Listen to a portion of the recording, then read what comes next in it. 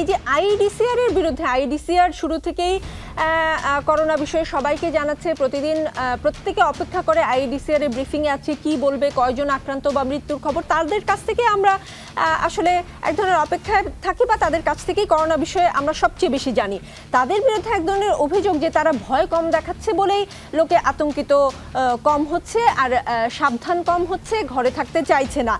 এই যে যেসব জায়গায় লকডাউন বা হোম কোয়ারেন্টাইন মানছে না লোকে, সেটা আইডিসিআর এর কারণেই। তারা আক্রান্ত বা মৃত্যুর সংখ্যা, আসল সংখ্যা আসলে বলছে না বা লুকাচ্ছে, এবং সেই কারণে লোকেও ভয় পাচ্ছে না। আপনি কি একটু বলবেন আসলে কোনো কারণে কি আইডিসিআর সঠিক তথ্যটা লুকাচ্ছে, বা সরকার থেকে কোনো ধরনের চাপ আছে তাদের উপরে যে আপনারা কিছুতেই সঠিক সংখ্যাটা বলবেন না, এতে আসলে সরকারের কি লাভ হবে? সেটা তো আপনি উত্তর দিলেন, সরকারের তো কোনো লাভ নাই। আর কোথায় যদি কোনো মৃত্যু ঘটে বা কেউ অসুস্থ হয়, এটা লুকিয়ে রাখার বিষয় নয়। আজকে আমাদের দেশে এত লোক সজাগ, এত মিডিয়া এবং এত মোবাইল ফোন, এটা কখনোই সম্ভব নয় যে মৃত্যু হচ্ছে অথচ সেটা লুকানো হচ্ছে। এটা সরকারের মোটেই কাম্য নয়। সরকার চেষ্টা করছে মানুষকে সেবা দেওয়ার জন্য। মাননীয় প্রধানমন্ত্রী শেখ হাসিনা নিজে বারবার টেলিভিশনে আসতেছেন, নিজে লকডাউন করেছেন, নিজে আহ্বান করতেছেন যে কিভাবে আপনারা সুরক্ষিত থাকবেন। কাজে আইডিসিআর কখনোই ভুল তথ্য দিবে না। এবং আমরা এটা সঠিক যে আমরা আতঙ্কিত লোকরে করতে চাই না।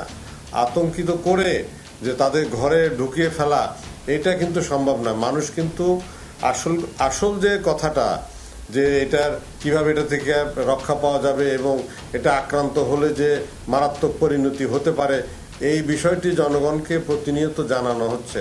আপনারা প্রত্যেক দিন পত্রিকায় দেখবেন বড় বড় বিজ্ঞাপন দেওয়া হচ্ছে, বড় বড় স্টেটমেন্ট দেওয়া হচ্ছে, যেখানে এই সমস্ত কিছু লেখা আছে।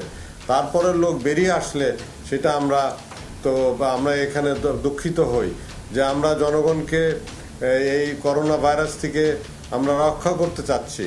কারণ এটা একজনের কাছ থেকে আরেকজন ছড়িয়ে যায়। আপনি ইউরোপে অবস্থা কি হয়েছে, আমেরিকা অবস্থা কি হয়েছে, যারা এখানে দেরিতে তারা পদক্ষেপ গ্রহণ করেছে, তখন তাদের সমাজে এটা ছড়িয়ে গেছে। ছড়িয়ে যাওয়ার ফলে এত মৃত্যু ঘটছে, এখন ঠেকাতে পারছে না। বাংলাদেশ তো ওই ধরনের একটি পরিস্থিতি আশা করে না।